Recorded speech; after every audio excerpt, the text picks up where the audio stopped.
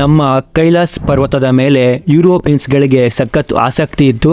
ಯಾಕಂತಂದರೆ ಅವ್ರ ಪ್ರಕಾರ ನಮ್ಮ ಮನುಷ್ಯರ ಒಂದು ಅಡ್ವಾನ್ಸ್ಡ್ ಸಿವಿಲೈಸೇಷನಲ್ಲಿ ಜೀವನ ಮಾಡಿತ್ತು. ಆ್ಯಂಡ್ ನಮ್ಮ ಮನುಷ್ಯರ ಒಂದು ರೂಟ್ಸ್ ಎಲ್ಲ ಸ್ಟಾರ್ಟ್ ಆಗಿದ್ದು ಅಲ್ಲೇ ಅಂತ ಅಂದ್ಬಿಟ್ಟು ಇವನ್ ಹಿಟ್ಲರ್ ಖುದ್ದಾಗಿನೇ ಎಕ್ಸ್ಪ್ಲೋರರ್ಸ್ನ ಕಳಿಸಿರ್ತಾನೆ. ಅವಾಗ ಎಕ್ಸ್ಪ್ಲೋರ್ ಮಾಡ್ಕೊಂಬರೋಕ್ಕೆ ಏನಾದರೂ ಏನ್ಷಿಯಂಟ್ ಸೀಕ್ರೆಟ್ ಟೆಕ್ನಾಲಜಿ ಸಿಗುತ್ತಾ ಅಥವಾ ಒಂದು ವೆಪನ್ ಸಿಗುತ್ತಾ ಅಂತ ಅಂದ್ಬಿಟ್ಟು ಎಕ್ಸ್ಪೆಷಲಿ ಜರ್ಮನ್ಸ್ಗಳಿಗೆ ನಮ್ಮ ಓಂ ಮಂತ್ರ ಹಿಂದೆ ಇರೋ ಸೈನ್ಸ್ನ ತಿಳ್ಕೊಳ್ಳೋಕ್ಕೆ ಸಖತ್ತು ಆಸಕ್ತಿ ಇತ್ತು. ಯಾಕಂತಂದರೆ ನಮ್ಮ ಪ್ರಾಚೀನ ವಿದ್ವಾಂಸರಿಗೆ ಸೌಂಡ್ ವೈಬ್ರೇಷನ್ಸ್ಗಳನ್ನ ಹೇಗೆ ಯೂಸ್ ಮಾಡ್ಕೊಡೋದು ಅಂತ ಅಂದ್ಬಿಟ್ಟು ತುಂಬ ಚೆನ್ನಾಗಿ ಗೊತ್ತಿರುತ್ತೆ.